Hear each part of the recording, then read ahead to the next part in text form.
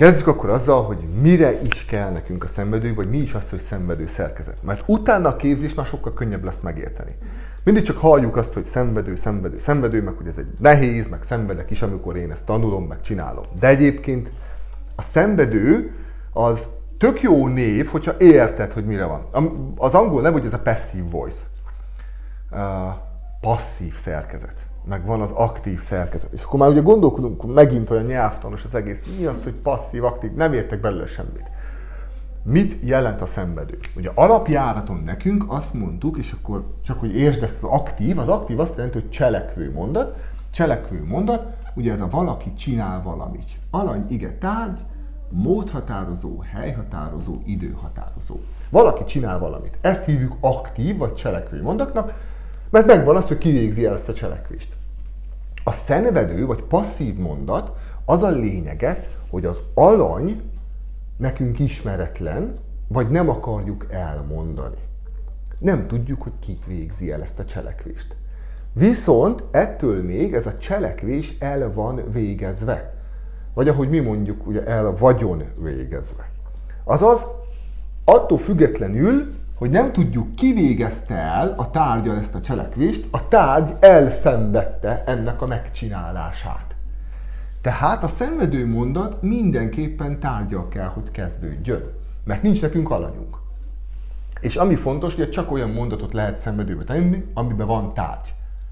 Mert az, hogy én hazamentem, és haza voltam menve, az egy nagyon csúnya magyar mondat, de nem lesz szenvedő szerkezet. Szóval van nekünk egy tárgyunk, ez megy előre, aztán az ige, aztán pedig a határozók ugyanebben a sorrendben, tehát így változik nekünk a sorrend. Alany. Az alany ugye nincs, mert nem tudjuk, mert nem ismerjük, vagy nem akarjuk elmondani, de ha azt szeretnénk, mint ami a filmeknél van, amikor látjuk, hogy directed by, photographed by, és alatta a név. Na, a szenvedő szerkezet. Ha akarjuk egy ilyen by szerkezet után, az alanyt odaírhatjuk a mondat végére. Nyilván akkor nincs itt pont ebben az esetben. Hogy valaki által lett elvégezve. Na most azért fontos, mert azt mondom neked, hogy, és akkor nézzük egy példamondatot is rá, és akkor mondok egy csúnyát, meg egy szép példát is rá. Ugye, én megettem a szendvicset tegnap. Akkor a szendvics meg lett éve tegnap általam. Ugyanaz. Tehát, hogyha van alany, akkor miért akarnál te szenvedőt? Hogyha ugyanaz a jelentése. Amúgy meg alany nélkül is, mindegy, hogy ki ette meg a szendvicset, az meg lett éve. Ez volt a csúnya mondat. És ugye akkor, amire szoktuk mi magyarok használni a szenvedőt. Ki lett javítva. Fel lett festve. Be lett fűtve. Be lett adva. A ki lett javítva már mondtam, igaz? Jó, hát akkor ezek a leggyakoribbak, amire használjuk. Hát most mondhatnék egy ilyen csúnya példát is, hogy el lett valami. Talán azt akkor még gyakrabban használjuk, mi magyarok. Ez mind szenvedő, mert nem mondjuk, hogy ki. Igaz? Csak az, hogy ez meg lett csinálva. Tudod, ki építette ezt az épületet? De meg lett építve. Szenvedő szerkezet. Rengeteget használjuk. Nem? Az lett mondva. Ki által? Mondták. Szenvedő. Tehát rengeteget használjuk. Na de azon, hogy változik a sorrendünk, kevés. Hát mert hogyha ilyen egyszerűen a szenvedő, akkor egy diák se félne tőle, nem? Ha csak ez változna. Nyilván az igei résszel valamit nekünk mókolni kell. Mi ez a mókolás? A mókolás az az, hogy van a szenvedőnek is egy képzése, csak úgy, mint ahogy az összes igeinek volt egy képzése. Ez pedig az lesz, hogy a létige, a to be, és az igének a harmadik alakja. Ezt kell összemixelni az adott igeidőnek a képzésével. Emlékszel, folyamatos jelen, befejezett jelen, mixeléséből lett a befejezett folyamatos jelen. Mert meg volt benne a befejezett jelen, ja igen, meg a folyamatos jelen is. Na most ezt kell az összes igeidővel összemixelni. Mutatok, hogy hogyan. És akkor jobb az, mert te tudod, össze tudod rakni magadnak, hogy miért. Aki nem akarja, annak van egy táblázat. Megvan a sorrend, ebbe az igeidő vagy egyszerű jelen ez lesz. Folyamatos jelen ez lesz, kész, ennyi. Nagyon egyszerű, így van a könyvemben is, le van írva. Ott is elmagyarázom, de le is van írva is. Na nézzük akkor például, hogy egyszerű jelennél, hogy ez hogyan is néz ki. Nézzük először egy példamondatot, hogy mi az, amit végig fogunk írni. Legyen akkor ez a házépítés, mert ez ugye egész jól hangzik, tehát azt mondjuk, hogy they build a house. Ez egyszerű jelen. Nem írok időhatározót, legyen egy. Every year. Minden évben építenek egy házat. És akkor egy egyszerű jelen. Mit mondtunk? Ugye ez itt az alany, ez itt az ige, ez itt a tárgy, ez meg ugye egy határozó nekünk, tehát klasszikusan megvan a sorrendileg akkor ugye változtatunk, azt mondtuk a tárgy megy előre, tehát szenvedőben az lesz, hogy a house, ez biztos, igaz? Day az minket nem is érdekel, az every year az pedig mindenképpen majd a végére jön. Ha akarnánk, akkor ide tennénk azt, hogy buy them,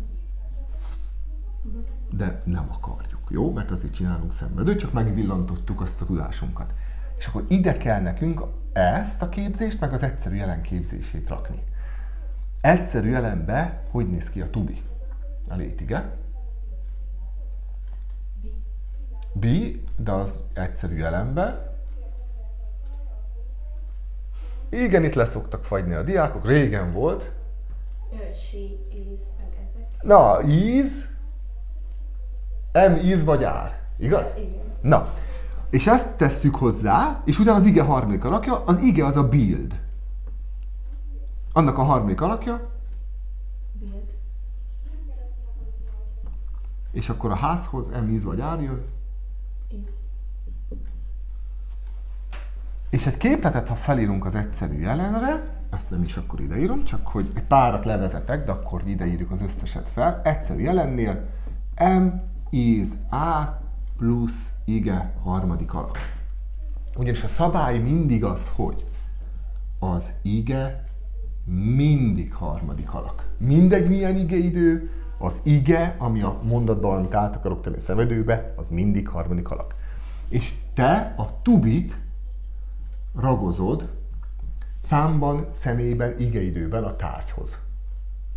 Tárgyhoz, mert hogy a tárgyal kezdődik neked ez. Ha egyszerű jelent akarsz, akkor nagyon egyszerű, ez a sorrend, mert megtanulod ezt a képletet, hogy emmi zár, ige 3, tárgyhoz hozzáragozva, itt az élet 10, az cső. Nehéz? Nem. Mi van akkor? Ez egy kijelentő mondat. Mi van akkor, hogyha ez egy tagadó mondat, és azt mondom neked, hogy they don't build a house every year. Nem építenek házat minden évben. Akkor isn't build. Úgy van. Jó, nehéz volt, igaz? És mi van akkor, hogyha azt mondom, hogy kérdőmondat, do they build a house? Van-e ház építve minden évben? De akkor előre megy az is. Úgy van. Stimi? Így akkor kijelentő, kérdő, tagadó. Megvan. Mi kell nekünk akkor? Hogy néznek ki ezek a képletek? Na de nem lesz olyan nehéz kitalálni, ha egyszerű jelenben itt nekünk az volt, hogy is are ige harmadik, akkor mi lehet egyszerű múltban? Buzzword.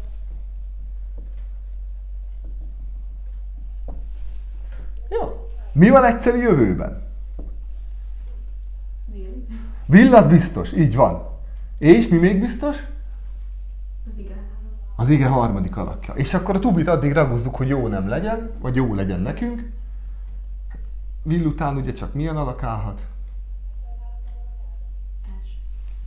Ezért lesz will, be és az ige harmadik alakja. Logika. Nem? Will és az ige első alakja. Az úgy egyszerű jövő. Be és az ige 3, ja, hát az meg szenvedő. Ugyanez. Na, nézzünk folyamatosokat. Folyamatos jelen. Biztos, hogy az ige harmadik, ugye ezt mondtam. Na, hogy kéne addig ragozni itt az elejét, hogy folyamatos jelen legyen, aminek a képzés ugye emizár és az ige inges alakja. Tehát akkor biztos, hogy kell egy emizár. Tehát ez már fix, nem? Ez tuti. Kellene egy inges alak. De az ige harmadikban van, azt már nem lehet ingesbe. Akkor valami ing kell, hát... Úgy van, ezért jön be a being. Mert így, folyamatos jelen, ezzel meg szenvedő. Hát akkor folyamatos múltnál, vajon itt mi lesz?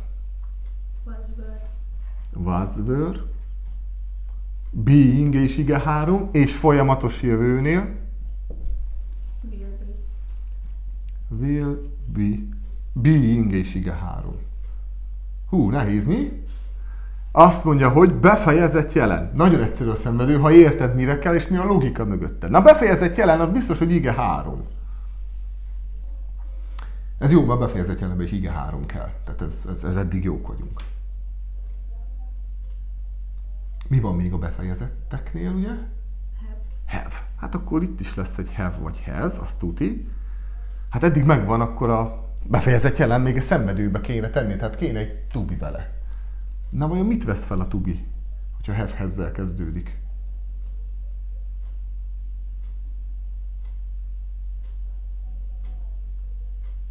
Been, a harmadik alakot. Ennyi. Ügyes. Befejezett múlt. Had. És ugyanaz marad minden. És befejezett jövő. Will have been. Ige 3, itt viszont kiírtam.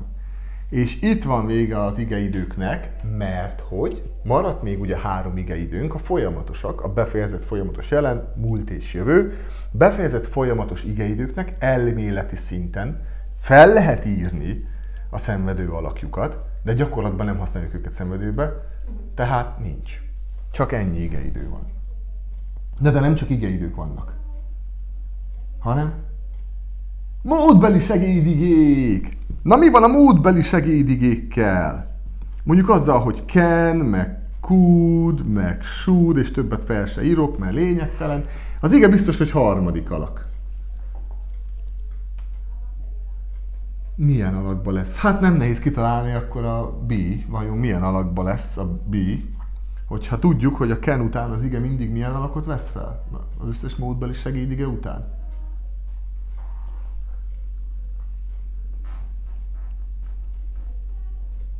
Hát mondj egy kenes mondatot.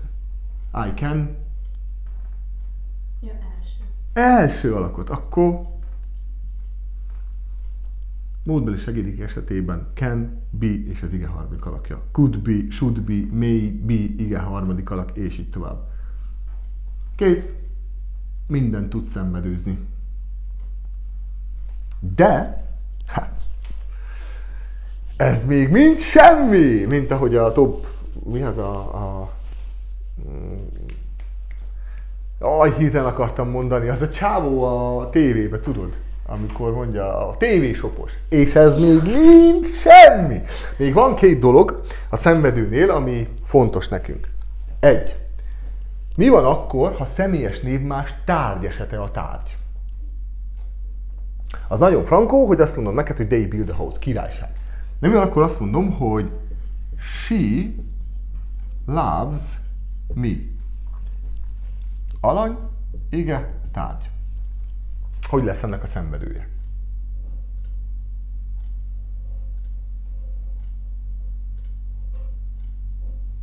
A tárgy megy előre. Írjam fel, hogy mi? Áj. Miért változik át? Mert ugye rosszul hangozna.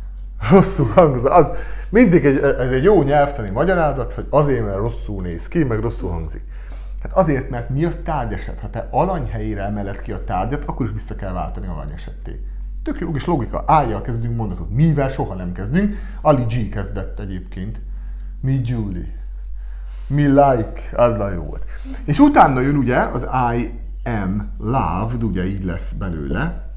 Ugye már az ő szeret engem, akkor én szeretve vagyok. Az összes személyes névmás tárgyesete ugye visszavált alanyesetté. Erre is van egy táblázat, de hát ezt logikailag le lehet játszani, hogyha a személyes névmások alany és tárgy esetét tudjuk, mert ez ugye tárgy. És ezt ismerjük fel például egy szövegértésbe, hogy ez egy tárgy. És az a mondat nem azt jelenti, hogy én szeretek, vagy én szerettem, hanem én szeretve vagyok. Ugye, mert ő szeret engem. És ezt ismerjük fel, mert ha itt lenne az, hogy by her, akkor felismered, mert ott van a bájos szerkezet benne. Ja, hát azt én akkor tudom. De így felismered, hogy ez szenvedő? Fel kellene, mert ilyen igeidőnk nincsen, hogy meg loved. De sokan nem, és a szövegértésben pont erre mennek rá sokszor. Vagy egy nyelvhelyességbe az érettségén, vagy bárhol. Tehát, hogy benne van egyébként a megoldás, csak te simán átmész és azt mondod, hogy ez egy sima egyszerű jelen, vagy egy egyszerű múlt. Nem, egyik se, ez mindenképpen szenvedő szerkezet. És akkor az utolsó. Mi van akkor, hogyha két tárgyas az ige, egy indirekt és direkt tárgyas ige? Beszéljek már magyarul, mi? Miről beszélsz már meg? Mi az, hogy indirekt, meg direkt tárgy? Igen, de figyelj. Vannak igék, amelyek két tárgyat vonzanak. Például ilyen ige a give, a teach, a promise. Adni valakinek valamit. Tanítani valakinek valamit. Ígérni valakinek valamit. Tehát azt mondom, hogy én adok a kutyámnak egy csontot. Hát akkor elemezzünk. Alany, én. Az minket nem is érdekel. Give az ige, egyszerű jelen, az nagyon király. My dog, tárgy. Egy csont. Várjál már. Az is tárgy, nem? Hát akkor most két tárgy van. Na igen. És akkor mi az, hogy direkt tárgy és indirekt tárgy? Direkt tárgy, a mit adok, az indirekt tárgy, a kinek adok. Lényegtelen, még mindig, csak legalább már tisztává tettem ezt a dolgot. Egy fontos, azokkal az igékkel, amelyek két tárgyat vonzanak, bármelyik tárgyal felírható a szenvedő szerkezet. Mert vagy azt mondom, hogy a kutyámnak van adva egy csont, vagy azt mondom, hogy egy csont van adva a kutyámnak. Mind a kettő királyságos, tehát itt my dog is given a bone. A bone is given to my dog. Igék listáját is megkapott tőlem, de ez a rettegett szenvedő szerkezet. Mire kell? Látod, lehet nélküle élni, mert ők ugyanazt jelenti. Arra kell, hogy megmutassuk, ezen a szinten vagyunk. Muszáj beletennünk 3, 4, 5, nem minden mondatot, de amiben van tárgy, abba tegyünk bele. Mutassuk meg. És erre mondtam azt, hogy betenni egy befejezett múltat, amit már alapul a két cselekvés, és azt betenni szenvedőbe a befejezett múltat, és ugye még erre rástom fogunk, mert jön majd a függő beszédbe, függő kérdésbe szenvedő befejezett múltat. Magnifico. Megmutattad, hogy te tudod ezt a szintet. És egyébként meg nem nehéz. Remélem. Jó, oké. Kérdés? Akkor gyakoroljuk.